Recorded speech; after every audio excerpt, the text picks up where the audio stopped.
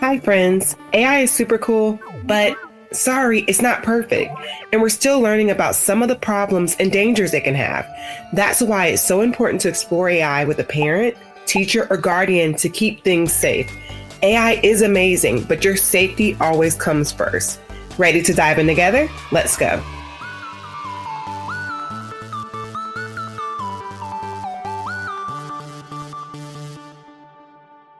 Welcome to the AI for Kids podcast, the podcast for moms, aunties, and teachers who want the kids they love to understand AI without more screen time.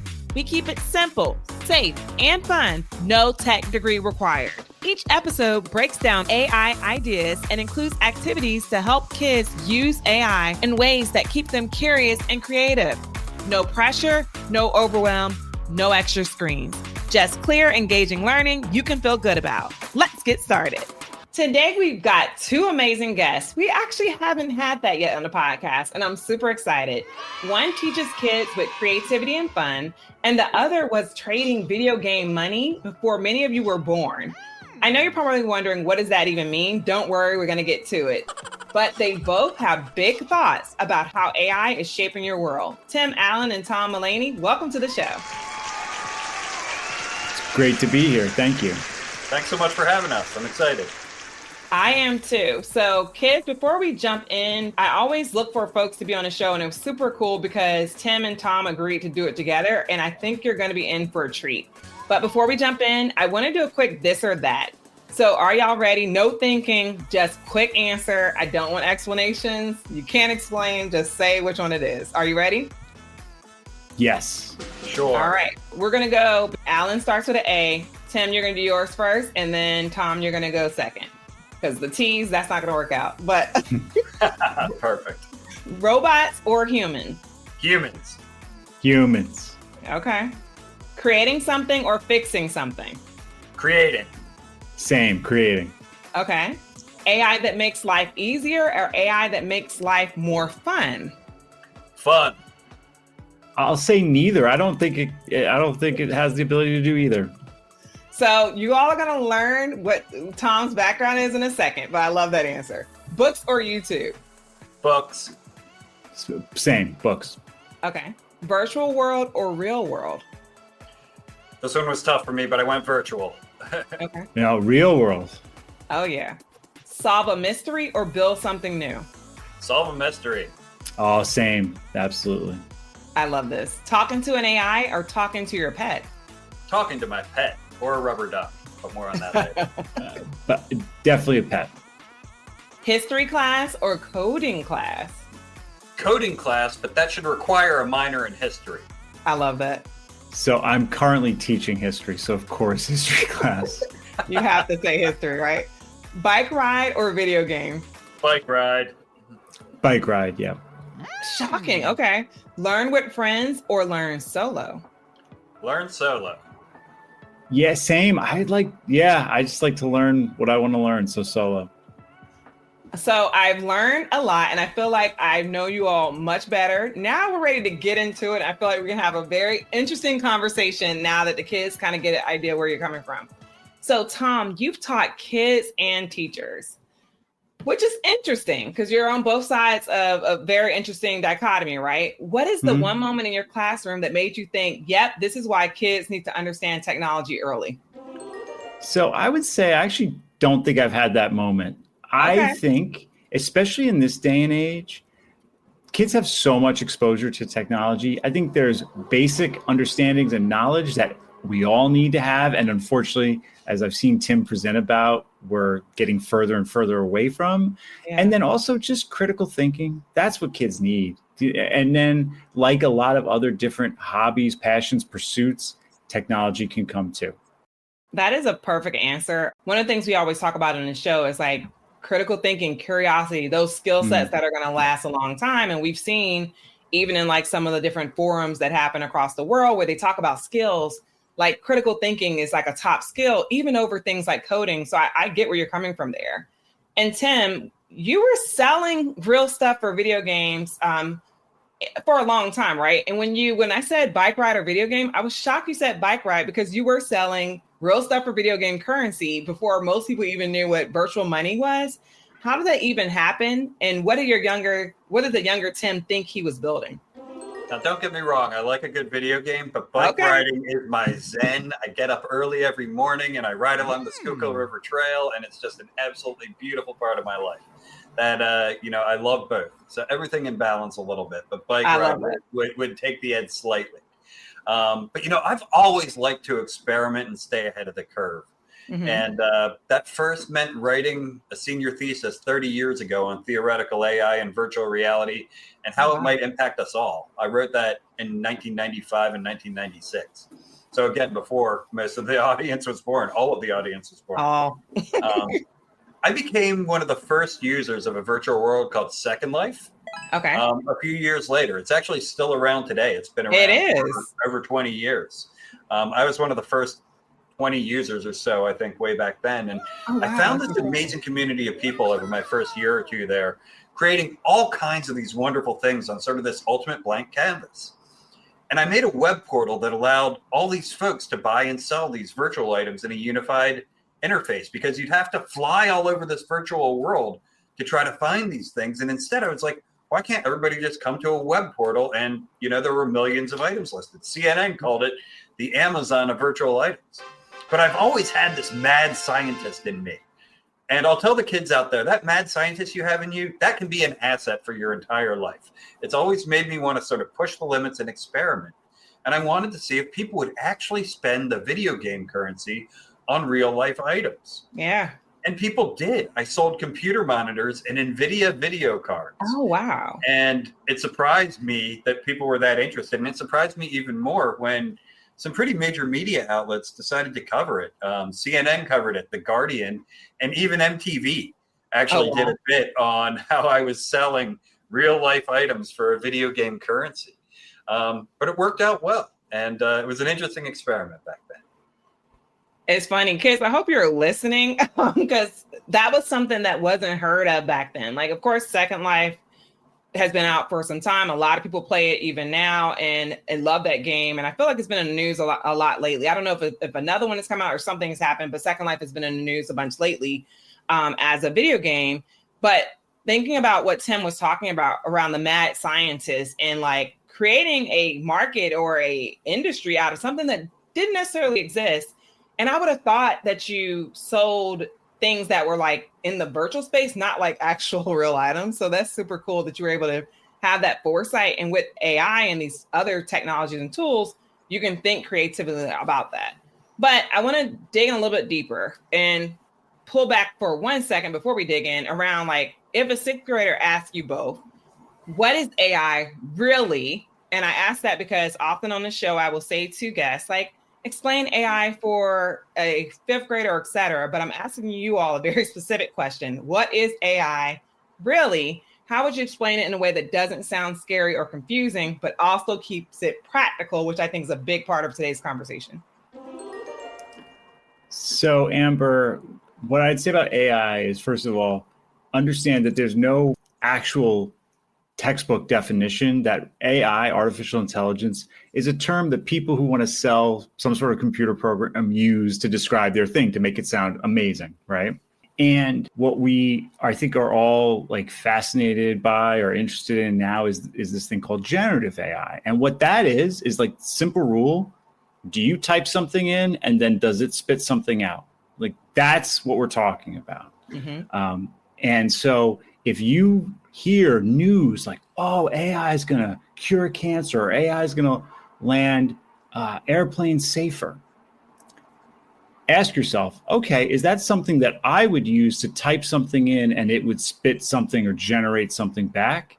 It's almost certainly not. And so it's not something that you really need to be worried about until you're an adult working with that AI. Like, so that's what I would say is, it's generative AI, which is what you'll be using on your computer or device, is basically you type in something and it generates some stuff back to you, whether that's text, video, audio, whatever it might be.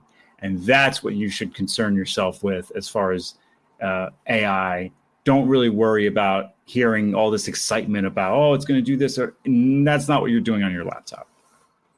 I'm so glad you said that. There's times where I'm in these conversations where I'm like, we're using the word AI to mean, and then I have to like put caveats or say different words to explain what we mean here, because it's thrown across on everything. And you're right. What we are talking about in today's society with what we have, our ability to touch as like everyday humans, is generative AI. And that AI is not going to do all these things. Like even the scientists who have built it have already come to us and said, hey, there's limits here. This thing is not going to be that. So I love that you explained that. I wanted to ask Tim, if there's anything else you want to add, feel free to jump in, but no pressure there.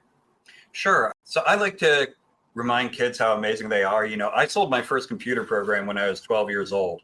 Oh, and wow. I've got a 13-year-old stepdaughter who's absolutely amazing. Hi, Lindsay, if you're listening. And having conversations is the key to me, not talking at each other, but with each other. And I think kids are perfectly capable of understanding the limitations of this technology and how it has to be respected, maybe better than the adults in the room because they've grown up with these technologies around them. And I found a wonderful site, really, which illustrates a lot of my concerns by showing the limitations and problems with LLMs visually. And I'll share the link. But what it does, it uses 9 popular models to generate a wall clock with the same prompt every minute. So the website shows 9 clocks, one for each model, every minute it refreshes. And what's fascinating is how different they are. Even within the same model, every minute they change. Oh, wow. Sometimes they're almost right, but then even on the same model, they're completely wrong the next minute. And there's never more than 1 or 2 out of the 9 which could be considered correct on any given minute. So this website visually, I sometimes find it's better to show rather than tell and then have a discussion. It allowed Lindsay and I to have a conversation about, oh, wait, you mean 7 out of these 9 answers are wrong every minute? Wow. And these models are right 1 minute and wrong the next, even within one. You can just visually see with an example that we all understand, a really great conversation starter. And it's been such a good example. I found this site about a week ago. I've had it up on a second monitor just to remind me that anything that comes out of an LLM, I need to check. I need to verify. And I think kids are smart enough to understand this, absolutely.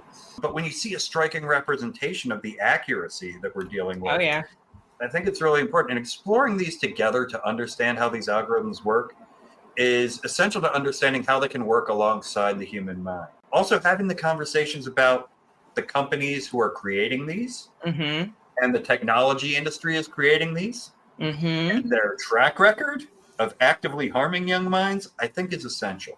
Because big tech has an abysmal track record with dealing with kids. And our kids are smart enough to understand this. I agree with you 100%. I always say to folks, like, big tech for most part has a profit motive, and I don't want that to be how it's introduced to kids and what that looks like, because there's a motive there. And there are a lot of things that have been happening in big tech that aren't that great. And I think it's important for us to think about, like, what does it mean, especially in a world where we're in this vicious hype cycle, and there's dangers that come along with that. So Tim, I wanted to do a follow-up. You said the hype around AI is actually blocking us from seeing what's useful for middle schoolers. What does AI hype look like? And how can they tell the difference between what is hype and what is reality? Like, I love this clock example. We'll make sure to drop it in the show notes, but what else can they use to help them understand? I think, one of the best feelings in life is accomplishing something that is difficult. And it's also the best way that we learn. Too much of AI geared toward kids, I've noticed, is being marketed as sort of an easy button. And what I'd say to kids is, you're too smart to fall for this. If something sounds too good to be true, it probably is. I know I get the most joy when I create something, if I really created it.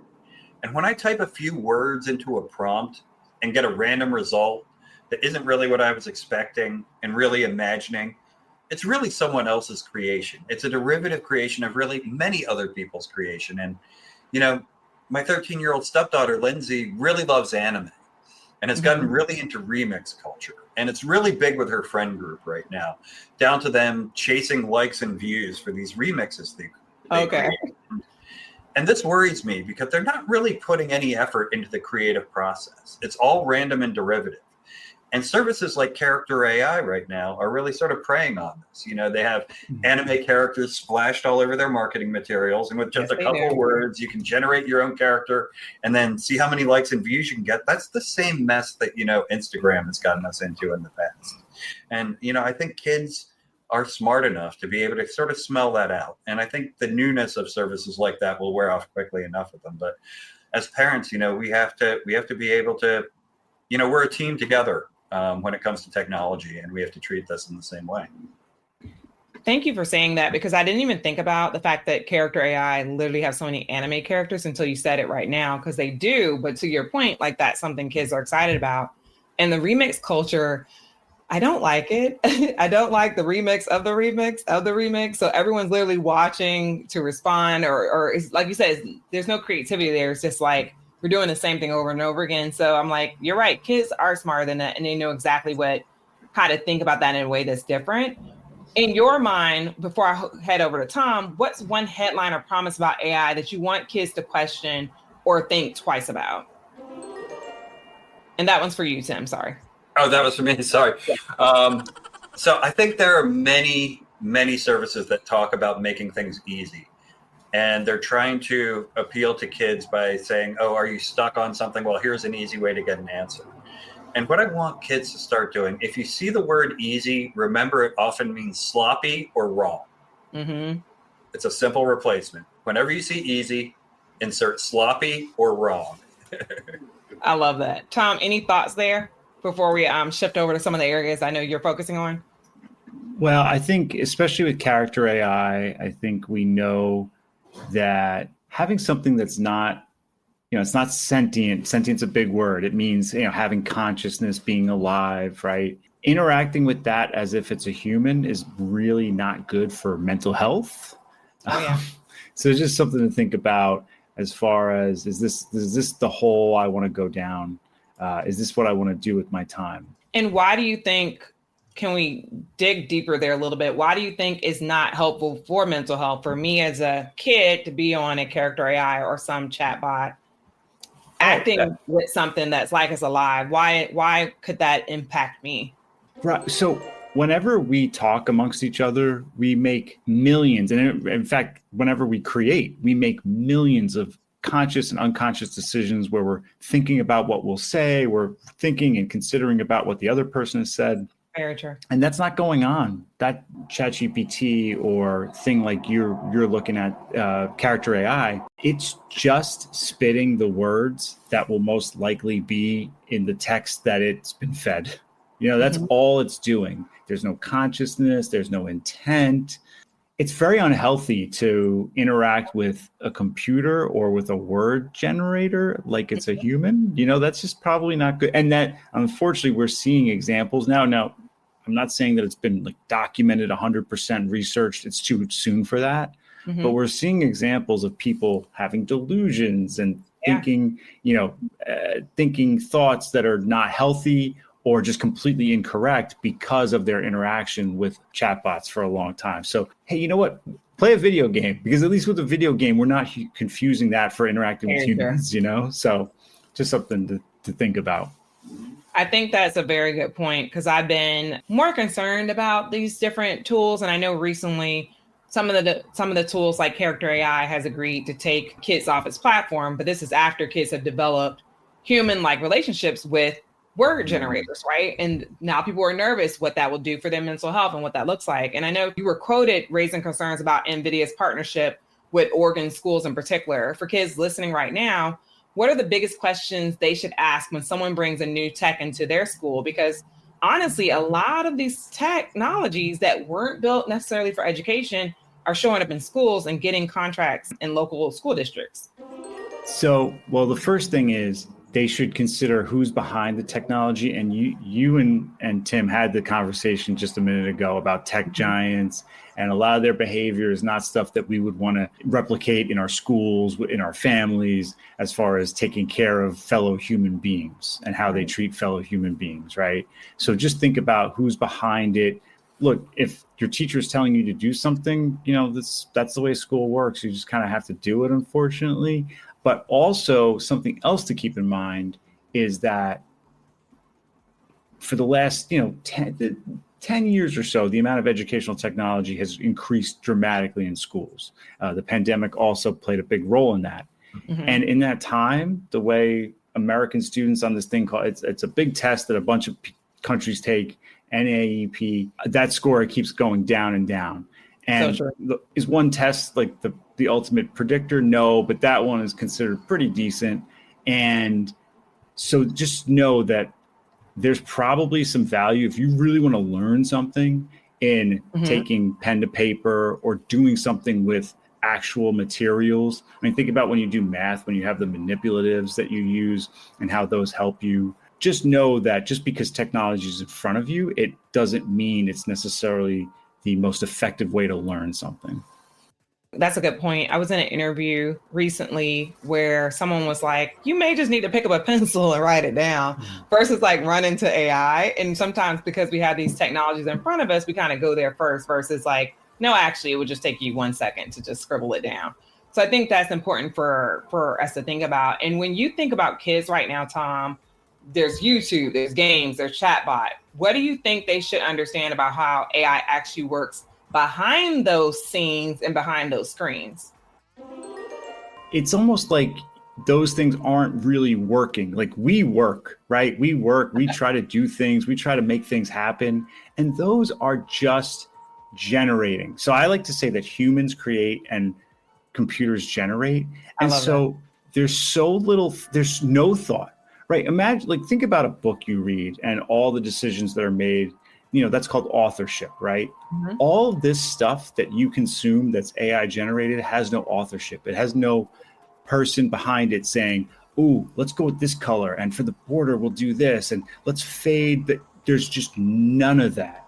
And so, it's people who criticize it call it slop. And when you hear it called slop, you kind of say, oh, yeah, that is slop, So again, consuming stuff that humans create is one thing, but consuming stuff that's generated by a computer with no creative intent, you're just, it's just slop. That's what I love it. Yeah. It's slop and it's sloppy. Yes. No, but I have been hearing AI slop even more, even to the point I made earlier. Some of the folks who are like authors or creators of these tools are like, hey, we're at a point where it's creating slop, and they're saying it. So I think that makes a lot of sense. And Tim, did you want to jump in on this? When kids are thinking about YouTube games and chatbots, what do you think they should understand about AI, how it works behind the screens? Well, they're trying to keep the kids locked onto the platforms as much as possible. They're trying to keep you never leaving. They want you locked in there for life. YouTube is now way more popular than television. The advertising on it there used to be no advertising on YouTube not that long ago. Remember that? Mm-hmm. Like when YouTube started 20 years ago, there was no advertising for the first, 5 years or so. It was a while. And now it's more advertising. It's like I have to watch so much advertising to watch like a 15-second video clip. It's absolutely crazy how that's changed around, but I'm not surprised. But what I want the kids to know is that, both my stepdaughter and my 2 younger nephews have said to me on separate occasions, I'm more comfortable talking to people online, as if that should make it acceptable to only have online relationships instead of being social with people. And part of that might be an effect of the pandemic, but I think a lot of it also has to do with the technology. So there's probably more than one factor at work here. But I've shared one of my secrets to a happy life so far, and that's experimenting, right? Like I've never lost my childlike sense of wonder or wanting to push boundaries a little bit, or, having a little bit of, it's better to beg for forgiveness rather than ask for permission. I have a little bit of that in me still. But the other part of having a really happy life, my other secret, there's been a study going on at Harvard for over 85 years. I have never heard of a study running longer than this one, which is trying to find the causes of human happiness, of how to live a happy life. Mm-hmm. I've seen that one. And the number one indicator is relationships, real life relationships that you develop and you maintain over time. Tom and I have been friends for over a decade now, for example. I love it. And these long-term relationships, rather than talking to random people on the internet and getting a couple likes, are what really sustain us to having a happy life. The online relationships and views are fleeting. They're temporary. They do not create long-term happiness. And I think this is something we are going to have to all have a lot of conversations about, because, we're fighting. I really feel for young people today. These platforms are all made to be addicting. They are all made specifically to prey on people their age. They are all made specifically with a profit motive, with no concern to mental health or depression. And these are not necessarily topics that, it's unfortunate kids have to have these conversations, right? It's unfortunate we have to have these conversations with our kids, because for them to have a happy life, they have to be aware. But I wish it was as easy as just sort of letting them be kids for a while. But I know that's unfortunately just not an option, because, the law and society are so far behind the technology, and it's fallen more and more over the past couple decades, that this is where we're at. And, I say to all the kids out there, never forget that you're amazing. I always bring up the story of, when I was in kindergarten, if you asked everybody who was in that kindergarten room with me, who here can draw, everybody would raise their hand. Oh, wow. Who here can sing? Everybody would raise their hand. And then you go to like a room of graduating seniors. Who here can draw? Like one hand kind of sheepishly goes up. Who here can sing? One hand. You can all sing and you can all draw. And you should absolutely do it, because that's what's going to give you a happy life, and do it together with other people. I love that. And I agree with you 100%. That study, it shocked me when I first had heard it a few years ago, when they shared that they had been following all these people. And it was truly that. And even some of the stuff around mental health is around like being also around people and having those relationships. So I am concerned there. When you both think, and I'm going to go to Tom, you first on this one. When you both think about guardrails for kids when it comes to AI, what is one guardrail you wish every AI tool had that interacted with kids? Okay. So, and, I hear a lot in education. I hear a lot of people talking about guardrail. Oh, there's guardrails. Oh, we're going to have guardrails. And there's a great example. These reporters did a thing where they were able to use Google Gemini to generate scams targeting senior citizens. And they went to Google, and Google said, guess what? We got rid of it. And so a week later, these reporters they did a very like a workaround, and sure enough, it did the exact same thing again. So a guardrail really working. Here's a guardrail though, that I'll tell you, if this guardrail was in place, I would feel a lot differently. And this is it. So let's say you make a poor choice at school, right? You are responsible for that poor choice, and you're going to be held accountable. Well, with these large language models, right now, the way the law is, these companies are not held accountable. They're not responsible. If they generate text that encourages someone to make a very poor choice, harm themselves, harm others, generates text that's racist or biased, misogynist, hurtful, there's no law. There's nothing that says that the company has to take criminal or any be liable or responsible. So if that was the case, that every time ChatGPT generated some sort of harmful text, that it was legally responsible, well, that's a guardrail. I'd say, all right, let's go. Yeah. That's what I'm looking for. I agree. It's wild because years ago, this was one of the areas where before generative AI came out for mainstream, because I've been in the space for a bit of time, it was like, who's responsible? Where are those laws? And even now it's here. It's still like Character.ai has been sued. ChatGPT has been sued for the things that these word generators have said that have led to really bad outcomes, particularly for kids. If we're to use these things for kids, and that's the most vulnerable, most important population, then we need to make sure that those companies are held responsible if they're advertising this for kids. And then Tim, I want you to answer the same thing. Like, what is a guardrail you wish every AI tool for kids had? So I love Tom's idea of hitting them in the pocketbook, because I think that'll be most effective. But I can tell you, as somebody with kids in my life, there is absolutely no way to know what they are doing on these platforms. So if we go back, I know we're kind of picking on Character.ai here, but if there was some kind of Character.ai.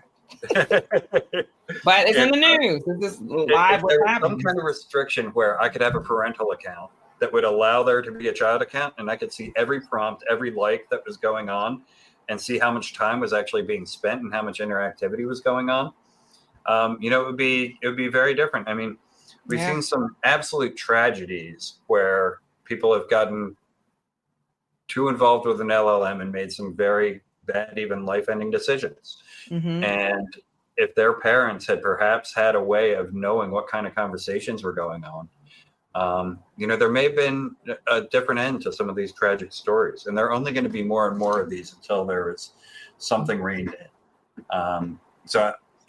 But the only thing I can think of doing right now, because it's unfortunate that given the current political climate, I think these companies have so much money that it isn't likely that, I have to appeal to the kids and say, you are smarter than this. Know when you're in trouble. And well, not when you are in trouble. Know when you're in a situation that doesn't feel right.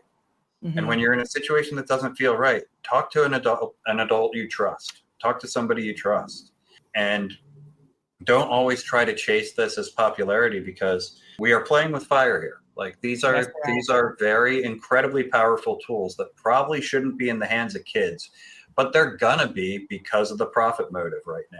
Mm-hmm. And if you tell that to kids, we can only hope. I know the kids who are listening to this podcast are definitely smart enough to be able to really take that to heart.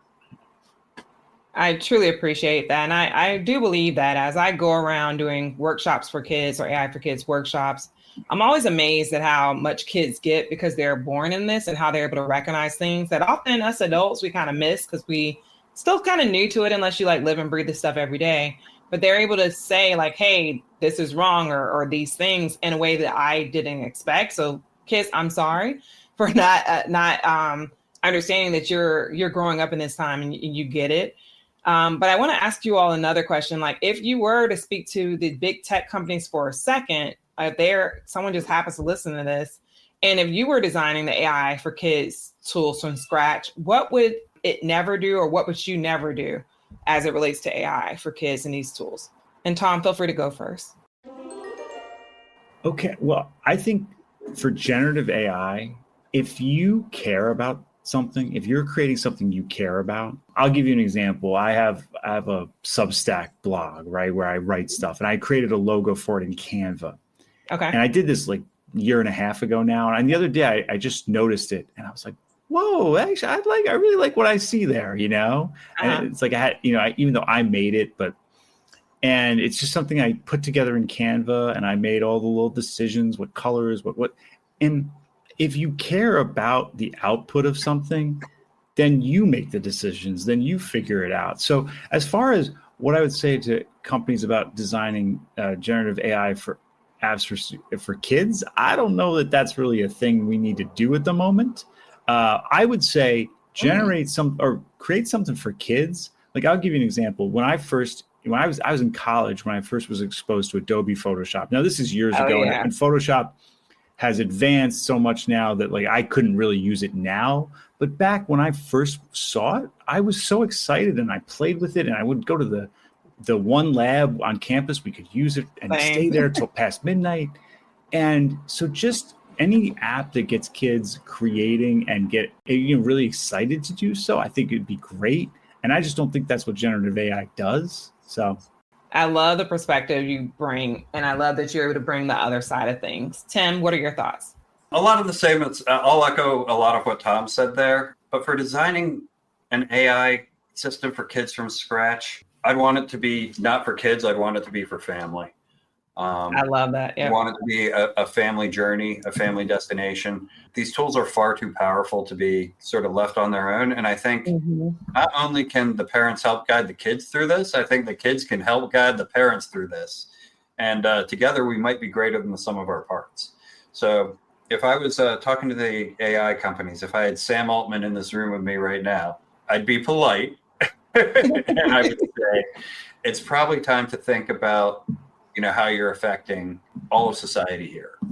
Yeah. And are there any positive benefits we can bring to this by focusing on sort of family units as a whole and taking them through this journey together? I do not think that what is going on right now, eventually the truth is we're going to need an age verification system of some kind for online resources.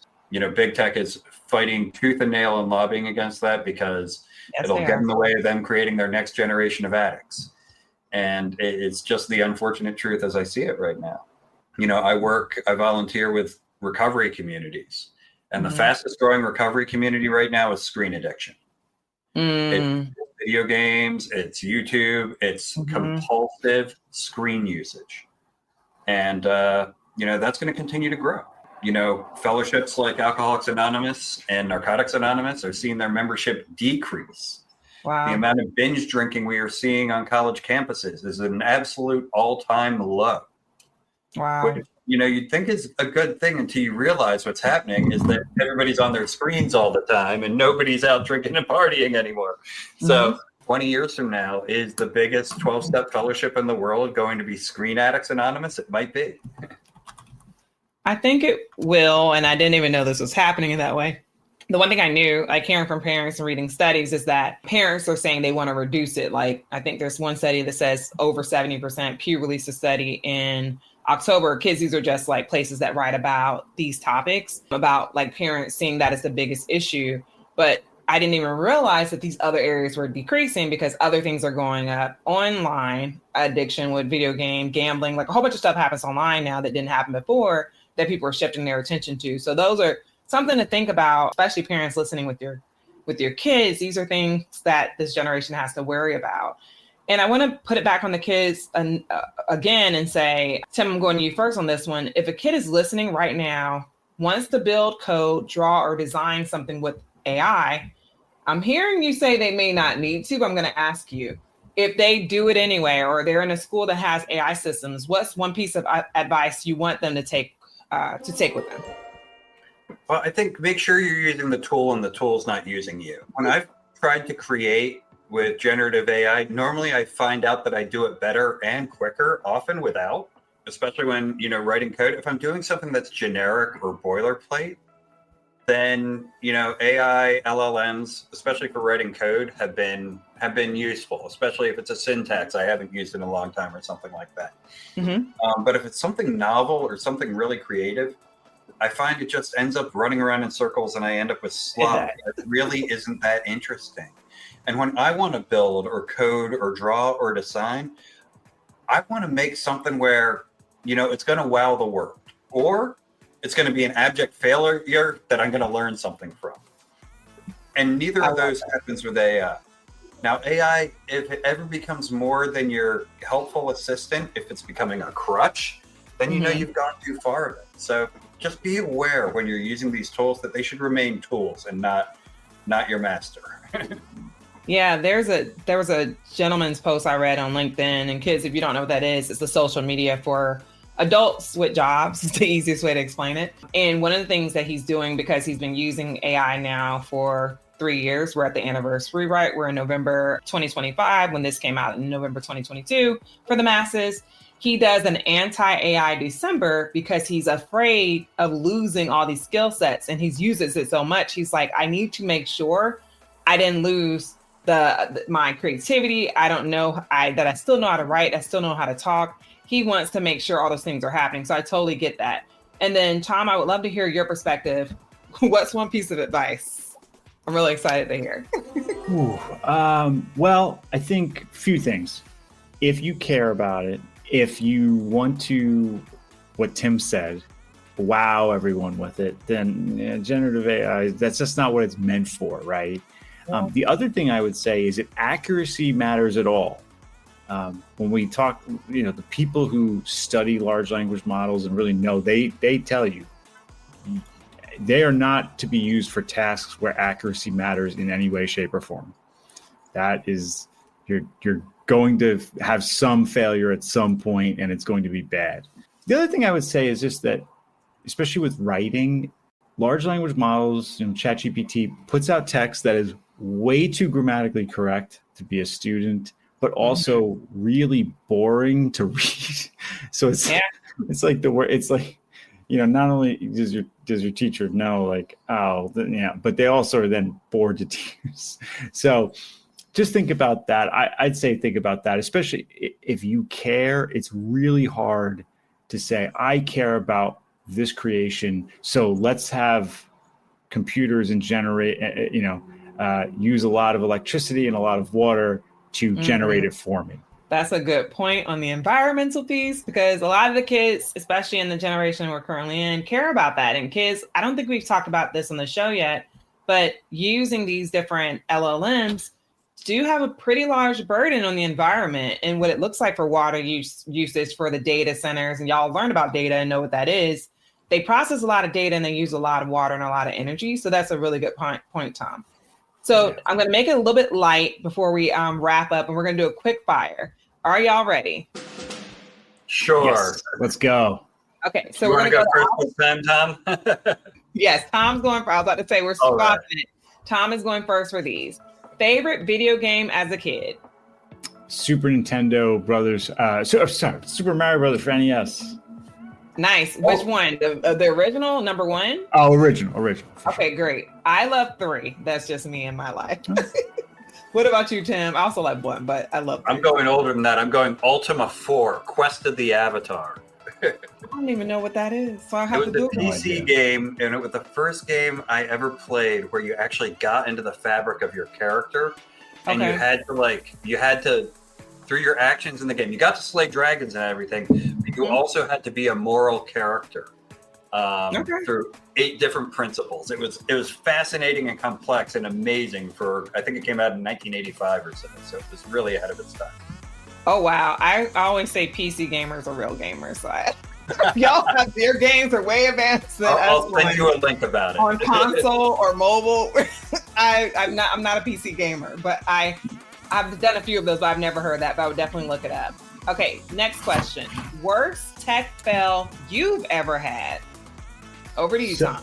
So in my case, I was presenting at a conference, huge audience, and I wanted everyone in the room to complete a Google form. And somehow, some way, the Google form didn't work, or maybe like the bit.ly URL I put up didn't work, but I'm trying to show them the results, and nobody can get into the form. And it was so embarrassing. That one's hard when everybody's watching. What about you, Tim? I've got to be honest, there are too many for me to pick any one, but I want to make this point. If you're not failing, you're not experimenting enough. That's true. And failure should absolutely be celebrated. And in every performance appraisal I ever write for myself, I mention a time I failed and what I learned from it. I love that. Kids, failure, I know, depending on the generation, a lot of things are about likes and everyone liking you. You only make it to where, and we've only made it to where we are because we failed a lot and we learned along the way. You do not learn without failure. So I really appreciate that. Tom, dream invention you had that should exist by now with all the stuff that we have going on. So I don't think I could create this, but there should be some sort of drug or medicine that you can take and it will cancel the effects of sugar consumption. So I agree. Sugar and doesn't talk about maybe a community I need to join. But anyway, I need that. What about you, Tim? A colony on Mars. When I was the age of your average listener, I was convinced I was going to be in the first band to play a gig on Mars. Nice. And now I'm impressed when my watch unlocks my laptop. It's like Tim, I like to be so disappointed. I like to say that Mars and creativity are the exact opposite, right? Like Mars is perfect for robots and creativity is perfect for humans. Like the two, yeah. That's fine. Yeah, because I mean, in reality, the first folks who go are gonna have to figure some really tough things out. So I would appreciate in the like this or that, I would choose robots to go there first over humans. All right, Tom, a book, movie, or show that actually gets AI right. Okay, so there's a podcast, 2 wonderful women experts who are so good. Mystery AI Hype Theater 3000. It's definitely some very smart academics, but they get it right. Oh, I love that. I'm going to check it out. Tim, over to you. So my favorite work of fiction ever is a TV show from the 1990s called Babylon 5. Mm-hmm. And I think they just get the way that technology and humans interact in the future, the right feel to it. Some of it is definitely dated from the 90s, but overall, I think they do very well. I love that. And then last question in quick fire. snack you code or teach with or just use to do whatever work you're doing? Over to you, Tom. Tim, can you go first? I'm struggling here. Absolutely. Well, in tech, pizza's basically currency. But I'm going to go with ice cream because the amount of ice cream socials I've led in tech circles I'm in is just fantastic. All right, and I realized, so there's this brand, it's a little fancy, it's called Quinn's, and they're so expensive I don't even buy them all the time, but they have these, they're like fancy combos. They have the cheddar and the pizza ones. Yeah, those are they're a little too expensive, but they're really delicious. I like having them when I'm doing stuff. We haven't gotten ice cream in a while, Tom. There you go. We haven't gotten tasty either. I'll text you. I love that. See, this is relationship building, kids. This is what it means to have friends outside of the four or the screen situation. But thank you all for saying that. I also forgot about combos until right now. I used to love to eat the cheese out the middle and then eat the pretzel a second. I used to do that same thing where I'd like crunch the pretzel to get the outside and eat it and then chew down on the little bit. A good memory. I thank you both for that. So we're about to wrap and we're at the end. I'm leaving a space open for you all. Anything else you want to make sure that either I didn't ask you or you want to make sure gets communicated to kids? The floor is open. Feel free to choose who goes first. I just want to say I'm far more amazed by the kids in my life than I ever have been by an LLM. So for any of you who are listening, you contain multitudes, you're amazing, and keep your imagination and your childlike sense of wonder with you for the rest of your life. It'll be one of your best assets. And, so Tim, that's an awesome answer. And I would say, let me get like a little bit negative and dark with it. Oh, I think that's perfect. That would be a good way. Skepticism. Like, you don't have to believe everything you're told. You can always think like, hey, is that? And there's certain things you're told and it turns out they will be right. But at the same time, there's nothing wrong with like critically examining what your teachers, what your family, what everyone, and that goes for the big tech companies too. Of that, one of the biggest, I'm going to relate to both of your pieces. My mom was always the type of person that's like, hey, like if I say something and you don't agree with it, long as you like disagree respectfully, like bring that to me. And it helped me later in life where I have a voice now because I was given a voice as a kid. I was able to be creative. I was able to challenge what didn't feel right and ask questions and to seek. Like I tell kids all the time, we often try to stop kids from saying why? And I'm like, no, the why, the keep questioning until you get to an answer. Because they're going to tell you to do it as adults, again, to figure out problems. So y'all have the basics of what it means to do this work. And I just want to thank you both, Tim and Tom, for taking time with me today to talk about AI from a very different angle than we get to spend a lot of time with on this podcast. Normally it's like a little quick segment where we hit this. So I'm so glad that you brought this idea of like, let's talk about the hype and how it's not really there. And we're really just talking to computer generators and probably putting a little bit more emphasis on it than we should. And I just want to thank you both for being here today and can't wait to hear more about the work that you're doing. And for the kids, thank you for listening and stay curious. Thanks so much for having us. Thank you. Of course. See you soon. Bye-bye. Thank you for joining us as we explored the fascinating world of artificial intelligence. Don't keep this adventure to yourself. Download it, share it with your friends, and let everyone else in on the fun. Subscribe wherever you get your podcasts or on YouTube. See you next time on AI for Kids.